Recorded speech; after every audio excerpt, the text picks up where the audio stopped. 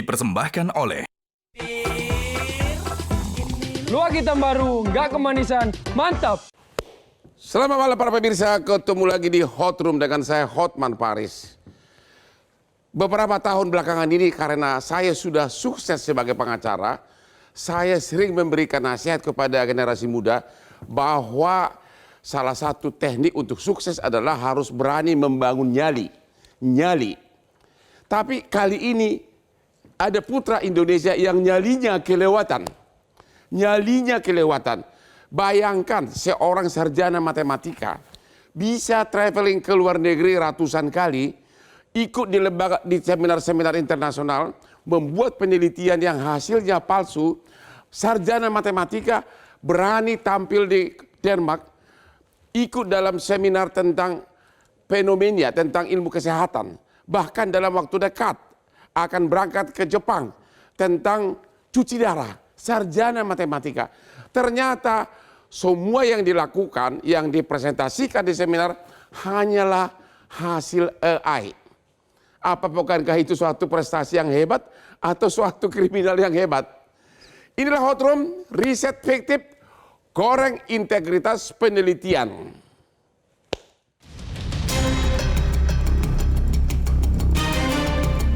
Dunia akademik Indonesia kembali mendapat sorotan tajam di panggung internasional. Beberapa warga negara Indonesia diduga kuat terlibat dalam skandal memalukan terkait penyusunan riset palsu berbasis kecerdasan buatan dalam sebuah forum ilmiah bergengsi di benua Eropa. Kasus manipulasi ini pertama kali mencuat setelah diungkap secara terbuka oleh WOD Dwi Daningrat, seorang peneliti kedokteran klinis dari Universitas Oxford yang turut hadir sebagai peserta dalam konferensi tersebut. Berdasarkan temuan di lapangan, terdapat sejumlah manipulasi mencolok yang memicu tanda tanya besar di kalangan ilmuwan global yang hadir. Temuan skandal ini pun memicu keprihatinan yang sangat luas di kalangan akademisi. Praktik curang tersebut dinilai telah melanggar batas integritas keilmuan sekaligus berisiko besar mencoreng reputasi akademik peneliti Indonesia di mata dunia internasional. Diduga motif utama di balik aksi penipuan akademik yang terencana ini disinyalir berkaitan erat dengan upaya perburuan dana hibah perjalanan yang sengaja disediakan oleh pihak panitia konferensi bagi para periset terpilih.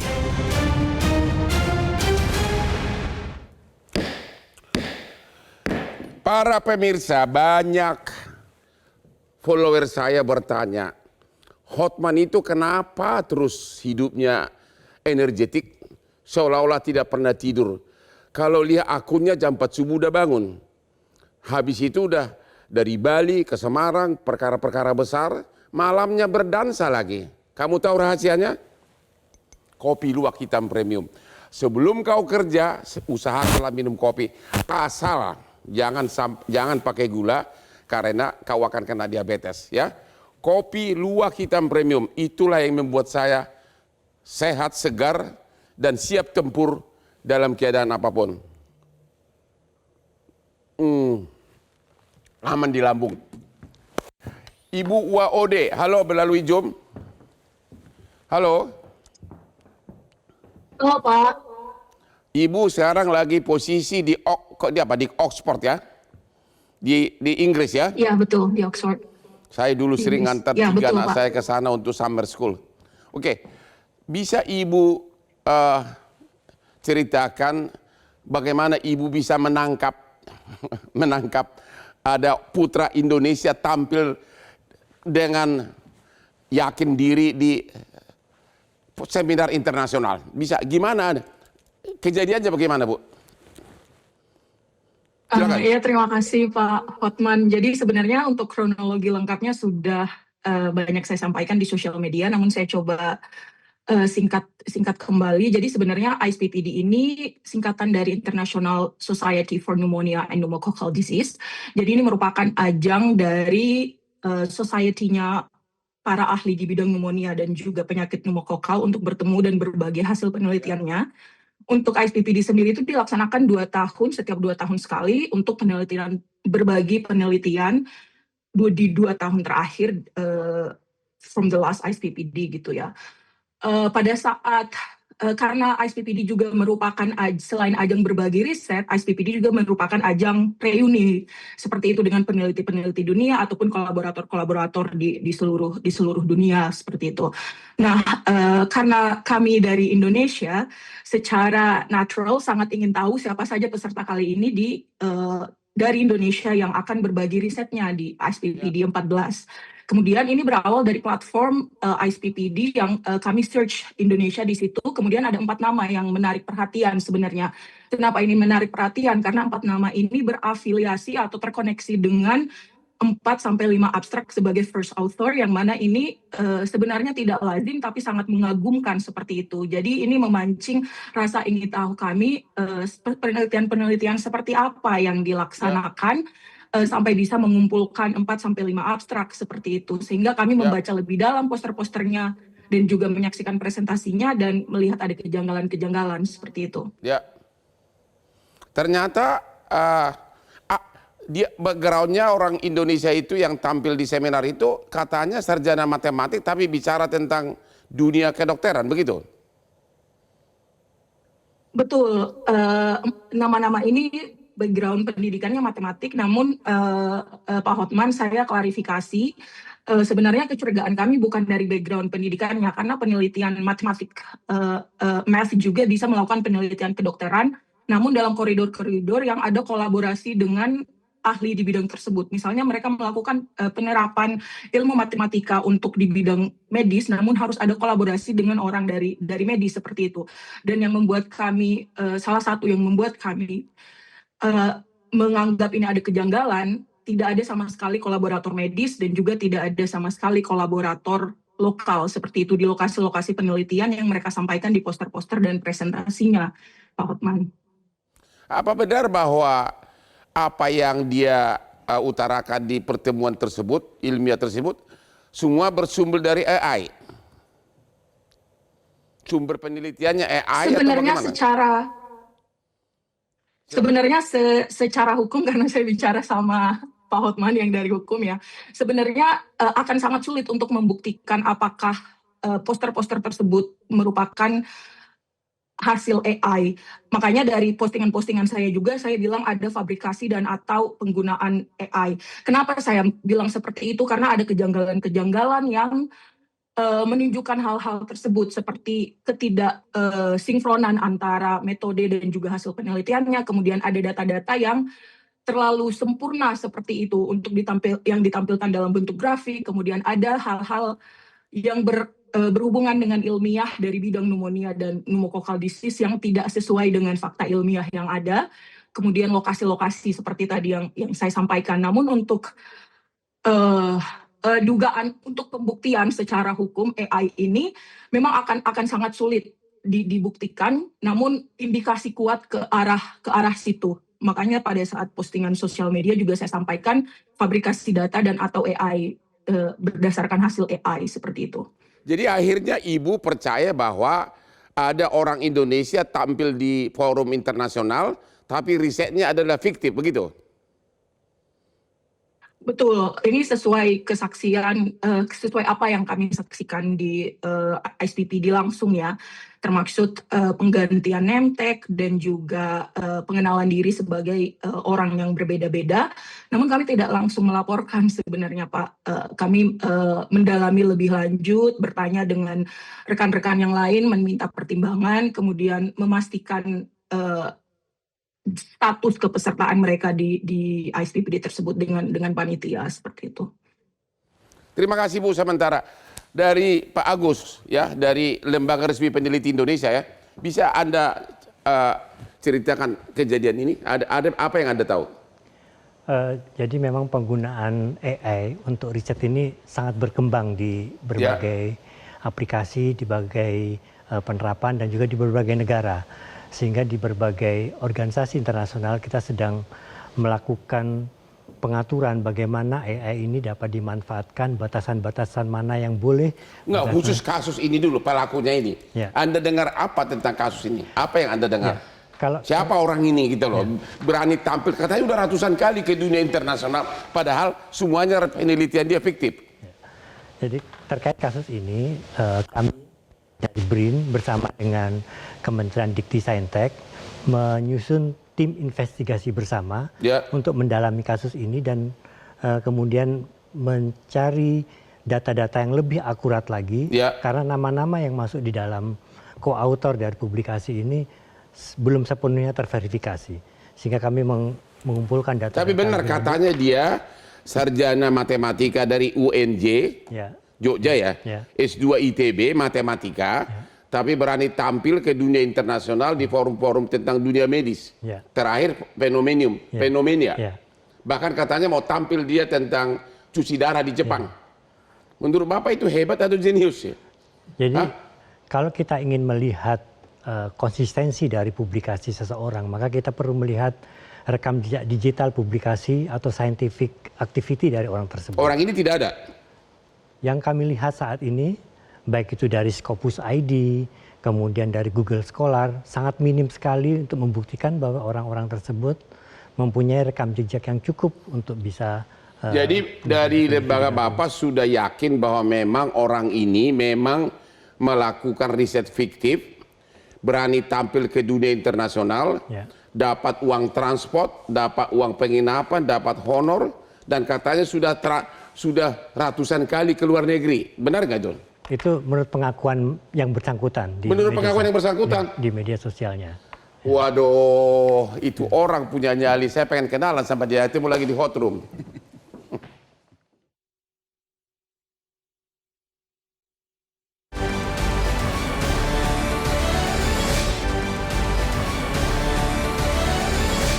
Dipersembahkan oleh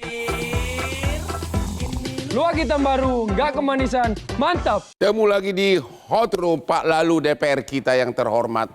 Tiap hari kita melihat kasus markup proyek, fiktif markup segala macam. Ternyata bukan hanya proyek yang difiktifkan, tapi juga penelitian ilmiah.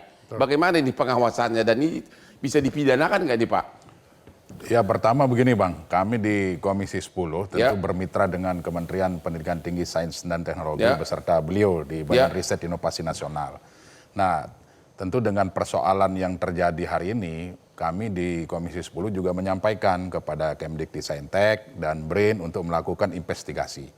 Apakah ada kaitan dengan afiliasi perguruan tinggi kita yang ada? Nah, kalau kemarin di beberapa media sosial menyampaikan bahwa yang bersangkutan berafiliasi dengan UNY. Nah, kami di Komisi 10 minta untuk cek. Nah, ternyata setelah dicek, yang bersangkutan tidak berstatus sebagai dosen ataupun PNS yang ada di UNY. Seperti itu kondisinya. Nah, sehingga kalau dengan demikian, maka Kemdikti-Saintek tidak bisa untuk melakukan langkah-langkah lebih lanjut. Apakah ini termasuk di dalam pelanggaran secara akademik atau pelanggaran secara institusi, tentu itu nggak bisa dilakukan dan uang negara tidak dirugikan begitu. Ya, jadi ini tidak menggunakan uang negara karena memang dia adalah peneliti independen statusnya. Peneliti independen. Peneliti independen. Kalau saya salah nanti mungkin bisa disampaikan oleh Pak Deputi. Nah, melihat kondisi ini maka kami menekankan adalah integritas akademik. Karena integritas akademik itu merupakan satu pondasi yang harus kita bangun bersama. Artinya apa? Jangan sampai hanya gara-gara nilai setitik rusak susu sebelanga. Emang masih kita punya integritas? Kalau saya meyakini kita masih punya integritas, Bang. Ya kan? Nah, itu yang saya bilang tadi. Jadi jangan sampai nilai setitik rusak susu sebelanga. Jangan sampai gara-gara persoalan ini kita mengaburkan hasil riset-riset para periset, para peneliti kita yang memang luar biasa diakui oleh dunia internasional. Tadi Pak Deputi menyampaikan bahwa di dalam jurnal, Scopus dan sebagainya banyak peneliti-peneliti Indonesia yang luar biasa. Oleh sebab itu kami tentu berharap dengan adanya kasus ini, mari kita cek kembali.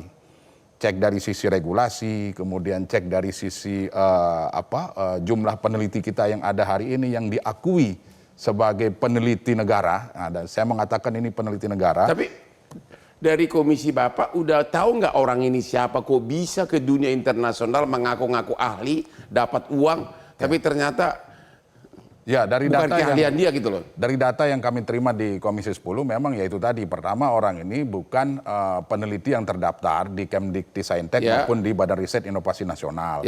Yang kedua, yang bersangkutan bukan juga termasuk dosen di perguruan tinggi baik negeri maupun swasta yang ada di Indonesia.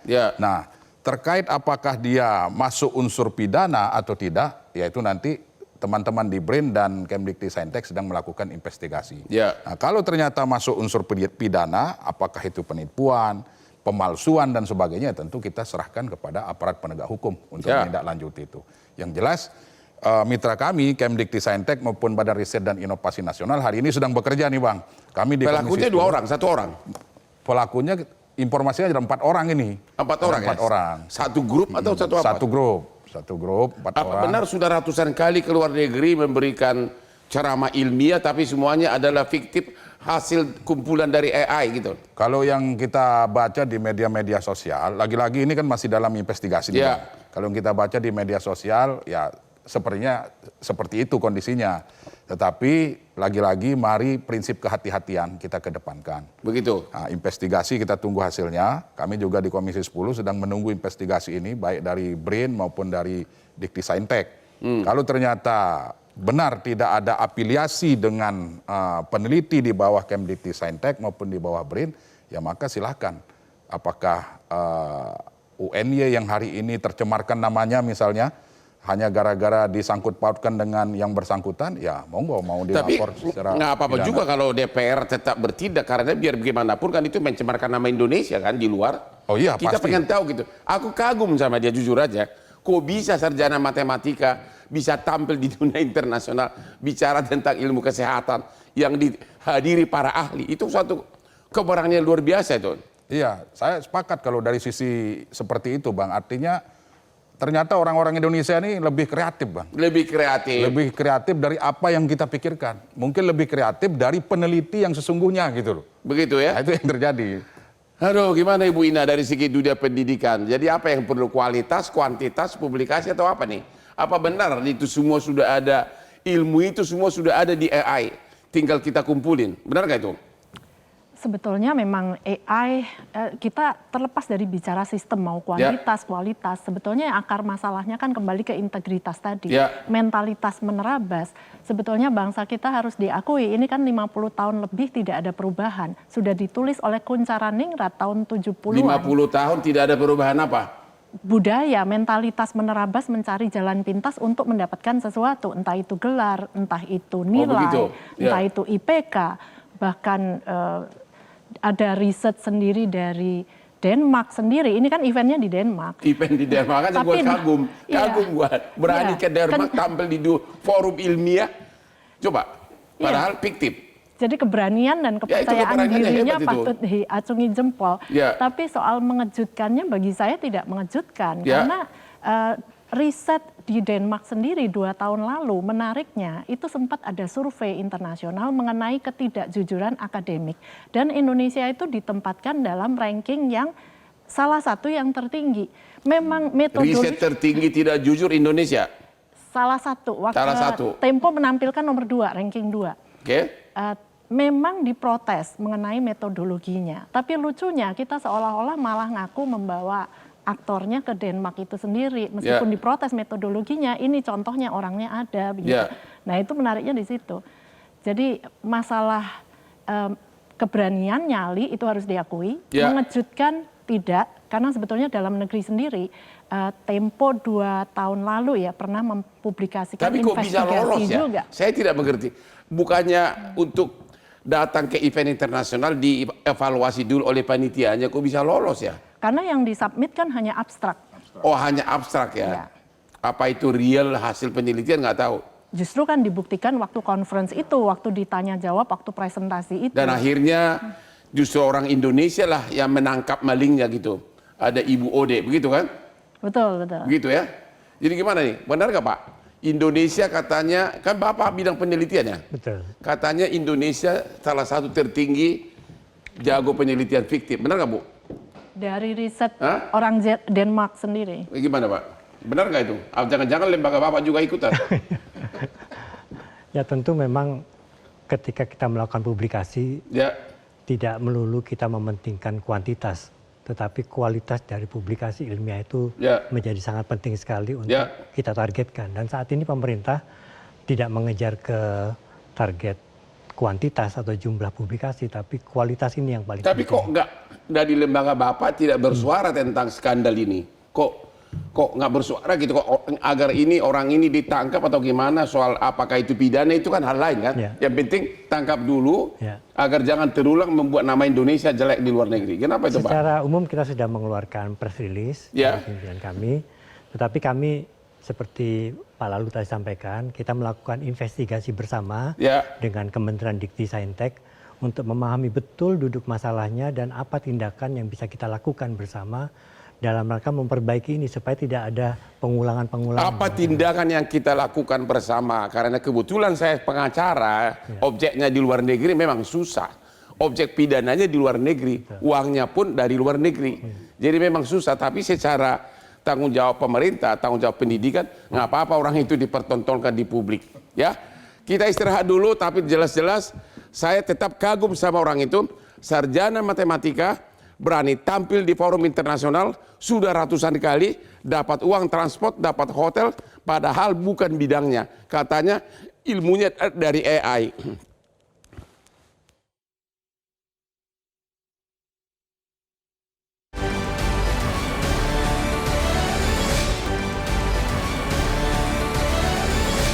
Dipersembahkan oleh Luwak hitam baru, nggak kemanisan, mantap. Kopi luwak hitam premium, kopinya Hotman Paris. Saya akui, kalau kita awali minum kopi sebelum bekerja, memang benar-benar konsentrasinya dan energinya lebih konsentrasi.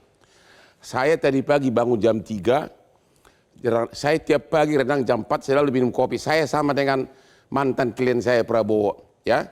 Dan kamu tahu, habis dari sini saya masih akan mengunjungi klub saya berdansa sampai jam 3 pagi.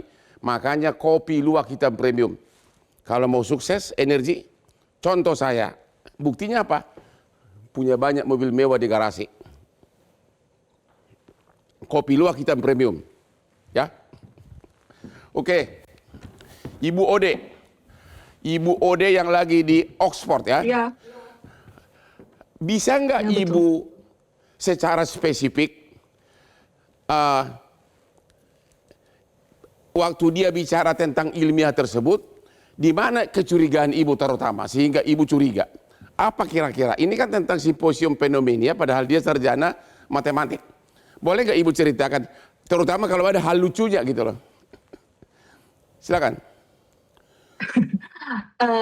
Jadi untuk presentasi selain dari poster yang saya baca, untuk presentasi saya menyaksikan 3 presentasi dari orang yang sama dengan mengenalkan nama yang berbeda-beda. Di salah 2 presentasi yang paling saya ingat itu yang pertama mempresentasikan hasil PCV20 di mega cities di LMIC, sementara untuk di LMIC sendiri pengenalan nationwide introductions untuk PCV20 itu belum ada. Jadi untuk di negara-negara berkembang itu biasanya PCV10, PCV13 atau PCV20. Kemudian setelah selesai presentasi saya juga sempat menanyakan sebenarnya, namun tidak bisa dijawab dengan baik. Kemudian yang paling meningkatkan kecurigaan dan juga memancing amarah saya sebenarnya dan teman-teman yang lain adalah ketika di presentasi yang selanjutnya mempresentasikan hasil mathematical modeling yang mana yang lebih cost efektif antara PCV20 dan juga tabung oksigen, hasilnya menunjukkan PCV20 lebih murah. Kemudian di situ ada direktur dari program pneumonia dan Pandemic Preparedness dari Gates Foundation menanyakan terkait cost parameter yang dipakai dalam mathematical modeling tersebut karena hasilnya cukup sangat signifikan sebenarnya. Jadi memancing keingintahuan para penonton saat itu.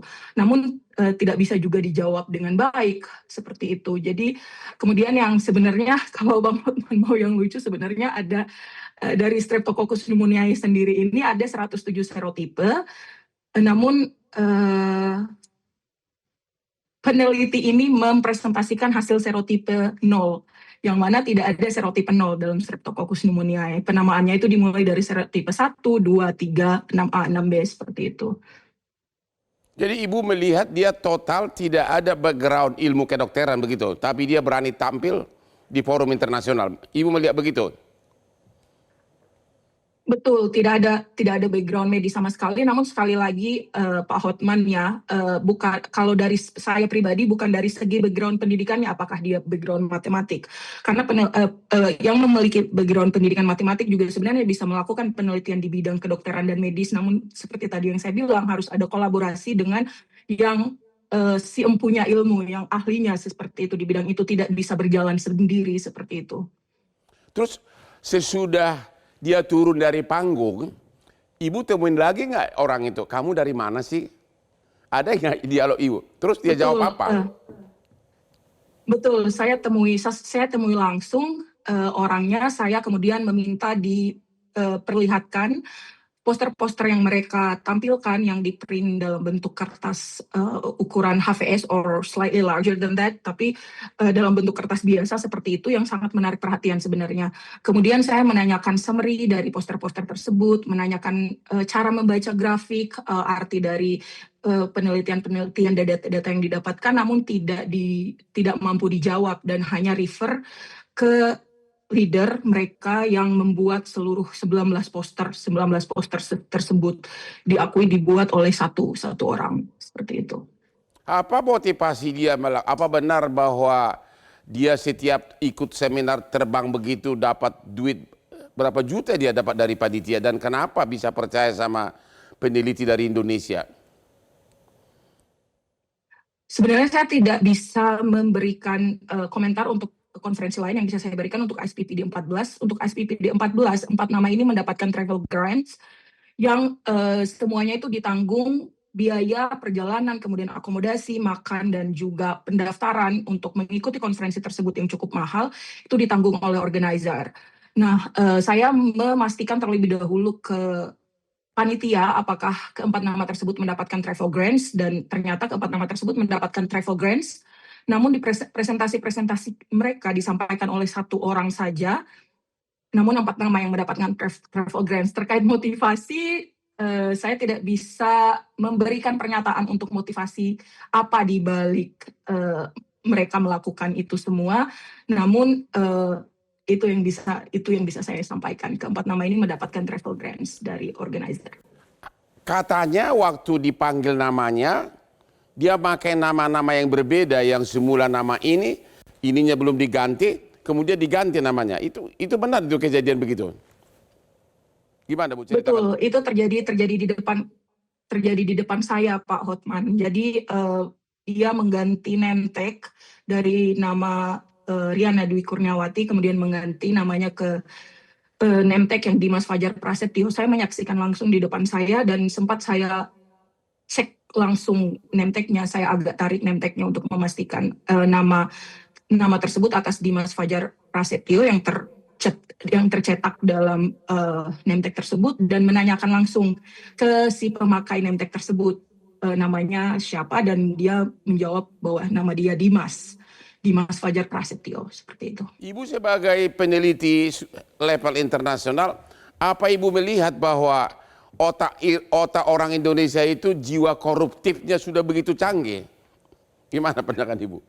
Jiwa koruptifnya sampai sarjana matematika mau tampil di luar negeri bicara tentang kedokteran hanya untuk mendapatkan uang transport, uang hotel, dan jalan-jalan ke luar negeri.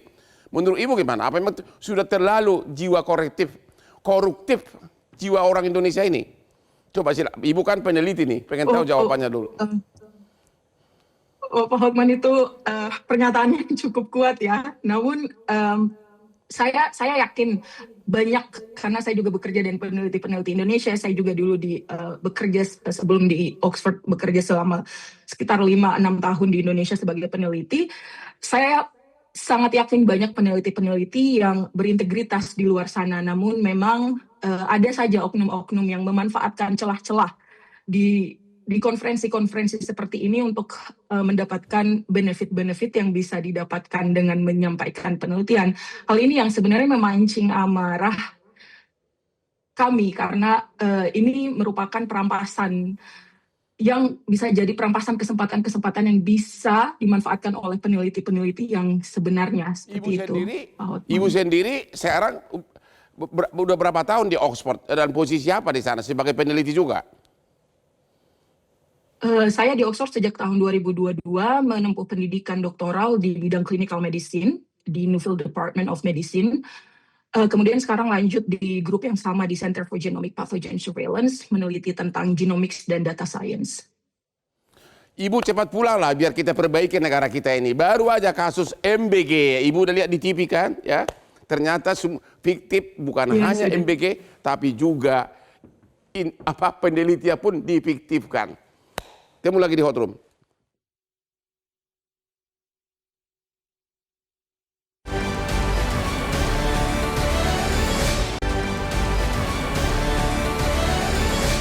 Dipersembahkan oleh Luak hitam baru, nggak kemanisan, mantap. Para pemirsa, kembali saya ulang lagi cerita ini, di mana ada entah 1 atau 3 orang itu putra-putri Indonesia yang sebenarnya pendidikannya adalah sarjana matematika dari UNJ, S2 di ITB, tidak ada background kedokteran sama sekali, tapi begitu hebatnya, begitu beraninya dia membuat penelitian fiktif, terbang ke luar negeri, ikut malah memberikan ceramah ilmiah tentang fenomena, ya, tentang ilmu kesehatan di Copenhagen di Denmark. Itu benar-benar suatu keberanian yang luar biasa, tapi ternyata semua risetnya fiktif dan dia katanya sudah melakukan itu ratusan kali dan mendapat uang transport. Jadi benar-benar sehingga menjadi pertanyaan apakah memang otak orang Indonesia ini adalah otak koruptif atau bagaimana. Sekarang kita tanya dulu ke bos dari penelitian di Indonesia. Semua penelitian di bawah Bapak ya? LIPI segala udah dilebur ya? Betul. Jadi gimana penelitian di Indonesia ini memang memprihatinkan, bagaimana agar jangan terulang lagi seperti ini? Yang pertama penguatan etik riset di Indonesia. Ya. Jadi sesuai dengan Undang-Undang 11 tahun 2019 ya. bahwa semua kegiatan penelitian, pengembangan, pengkajian, penerapan itu wajib sesuai dengan kode etik keilmuan. Ada sanksi pidananya nggak? Tidak diatur. Nggak ada. Tidak diatur, tapi ada sanksinya yang diatur oleh Komisi Etik Bidang Ilmu tersebut. Sanksi apa itu? Ya diatur oleh komisi etik tersebut. Ya, komisi etik kan berarti tidak ada sanksi pidana. Betul. Jadi sanksinya bisa berupa sanksi pembekuan dana penelitian kalau dia mendapatkan dana penelitian, sanksi pencabutan atas publikasinya. Itu kalau di dalam negeri. Betul. Kalau peneliti itu ternyata seperti ini berkelana di luar negeri, gimana? Nggak punya jurisdiksi dong? Ada beberapa nama yang diindikasikan dicantumkan tanpa seizin yang bersangkutan. Apabila nanti yang bersangkutan nanti kita investigasi merasa keberatan, dia bisa melaporkan keberatan. Tapi apakah untuk pendidikan masyarakat, walaupun sanksi pidananya tidak ada, bukankah sebaiknya lembaga Bapak memanggil dia bila perlu mempublikasikan perbuatannya? Bagaimana Pak? Ya, oleh karena itu kami sedang melakukan investigasi bersama. Begitu ya? Nanti kita laporkan ke DPR karena memang ini sudah permintaan. Silakan Pak, dan saya dengan sukarela jadi pengacara Bapak untuk kasus ini. Pak DPR gimana? Agar jangan terulang lagi seperti ini gimana? Ya tentu melihat kejadian ini kami meminta kepada Kementerian Pendidikan Tinggi, Sains dan Teknologi bersama dengan BRAIN untuk pertama investigasi dilakukan dengan hati-hati. Ya. Nah, kenapa saya bilang hati-hati, Bang? Karena tidak menutup kemungkinan apa yang diakui itu juga benar terjadi. Ini sekali lagi tidak menutup kemungkinan. Ya. Artinya dia berafiliasi dengan kampus misalnya. Ya. Nah, oleh sebab itu di beberapa kesempatan, bahkan terakhir kemarin waktu rapat dengan Menteri, saya sampaikan, Pak Menteri, tolong jangan ditutup-tutupi. Karena ini Menteri mana? Pendidikan? Mendikti Saintek. Dikti, bukan yang mantan, bukan ya? Bukan. Oh, lagi diadili ya? Iya, jadi saya sampaikan agar ini jangan ditutup-tutupi. Kalau ternyata dia berafiliasi, maka ya gunakanlah kewenangan. Kan sudah jelas tertera di Undang-Undang 12 tahun 2012. Ketika memiliki keterikatan secara institusi, maka silakan diterapkan undang-undang tersebut. Baik sanksi administratif maupun sanksi-sanksi lain yang diberikan. Kalau independen gimana sanksinya? Nah, kalau independen, berarti kalau misalnya dia independen, artinya terlepas dari afiliasi kampus, maka jika kampus keberatan, rusak namanya, ya silahkan melapor kepada aparat penegak hukum. Tapi sampai sekarang nggak ada sanksi pidana ya? Nah, itulah yang sedang kita tunggu. Makanya kami di DPR minta supaya investigasi ini harus segera. Sampaikan kepada masyarakat, seterbuka-terbukanya gitu kan. Secara clear tidak boleh ada yang disembunyikan. Karena lebih bagus lagi kalau Bapak panggil dia seperti yang dilakukan Komisi 3. Akan kita lakukan. Live dari TV, itu bagus, pelajaran mental, memperbalukan dia. Insya Allah akan kita lakukan. Benar ya? Ya, akan kita lakukan seperti itu, Bang. Nah, termasuk nanti didampingi dengan BRIN, didampingi dengan Mendikti-Saintek, dan termasuk kampus yang disebutkan namanya itu. Karena itu menjadi contoh bagi mahasiswa.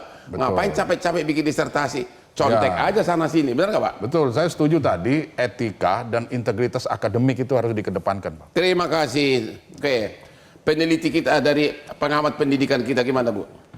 Aku tadi lihat Ibu kayak artis dari tadi. Gimana Bu? Silakan Bu. Ya, saya setuju. Masalahnya kita selama ini terlalu memuja gelar, memuja nilai, memuja IPK. Tapi kita lupa selalu menempatkan integritas itu di atas nilai. Nah, ini masalahnya. Dan mentalitas menerabas itu cikal bakal dari mental koruptif tadi. Sedangkan mendidik karakter itu startnya dari bawah, tidak hanya di pendidikan tinggi.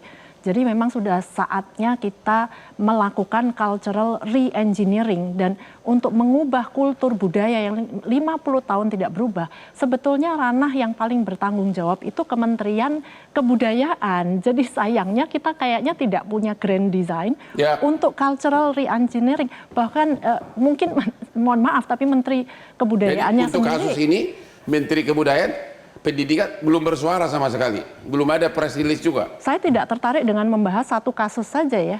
Tapi karena masalah integritas itu PR besar kita yang tadi mentalitas menerabas, tidak hanya di jalan aja kita lihat orang menerabas. Ya. Bu Ode masih ada? Bu Ode? Masih Pak. Apa saran Ibu untuk dunia pendidikan dan penelitian di Indonesia? Apa yang harus fatal, harus diperbaiki segera? Silakan Bu. Ibu itu kan sudah mainannya di Oxford. Ya, coba silakan Bu. Menurut pengalaman saya sebaiknya ada beberapa langkah-langkah sebenarnya yang ingin saya sarankan Pak jika berkenan pemerintah. Ya, yang pertama menurut saya pengurangan birokrasi riset. Banyak peneliti itu yang menghabiskan waktu untuk administrasi, pelaporan yang sebenarnya tidak sesuai dengan ritme riset seperti itu. Kemudian memperbaiki ekosistem dan sistem evaluasi riset sendiri, tidak mengutamakan kuantitas namun juga kualitas, kemudian indikator beragam yang dipakai untuk melihat kualitas publikasi, citasi yang wajar, seperti itu. Kemudian dari segi landasan hukumnya juga harus ada hukum yang koordinatif antara lintas lembaga di Indonesia sehingga memperbaiki untuk streamlining pengajuan izin, etik penelitian dan alat dan bahan yang dibutuhkan oleh peneliti Indonesia yang harus mengimpor dari luar negeri seperti itu. Mungkin seperti satu pintu untuk perizinan etik dan juga mengutamakan ada notis-notis untuk bahan dan alat penelitian yang membutuhkan cold chain atau bahan cepat rusak seperti itu. Sehingga untuk menghindari penelitian-penelitian yang terhambat hanya karena alasan birokrasi seperti itu, Pak Hotman. Ibu sudah sekian lama belajar di Oxford, kapan pulang untuk mengabdi kepada tanah air? Pulang aja Bu. Kebetulan jabatan ketua MBG lagi kosong Bu. Kenapa? Kalau dibutuhkan insya Allah pulang, Mbak. Kalau dibutuhkan insya Allah pulang, Pak. Begitu ya? Oke, status Ibu sekarang di sana beasiswa atau Ibu dapat gaji di sana? Statusnya sekarang mendapatkan gaji di sini dan juga mendapatkan saya ada penelitian juga dengan pihak di Indonesia. Oke, terima kasih Ibu, terima kasih semua narasumber. Ibu Ode dari, biar para pemirsa tahu, Ibu Ode ini lagi ada di Oxford. Dialah yang menemukan ada pemberi ceramah ilmiah kedokteran dari Indonesia. Ternyata dia hanya sarjana matematik, tidak punya background kedokteran, dan apa yang diceramahkan itu banyak kan diambil dari AI. Oke, demikianlah akhir dari diskusi kita malam ini. Jangan lupa ketemu di Hot Room setiap hari Rabu jam 9 malam. Silakan Pak, silakan. Ya.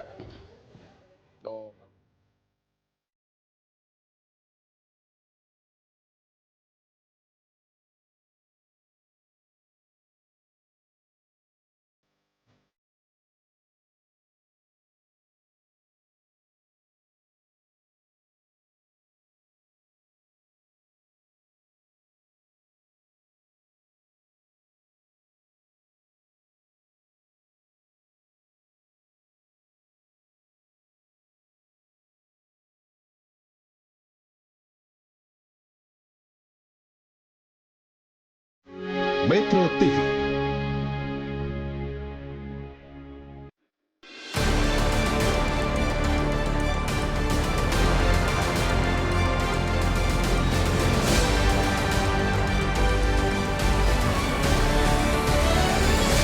Jelajahi cara baru mendapatkan informasi. Download Metro TV Extend sekarang.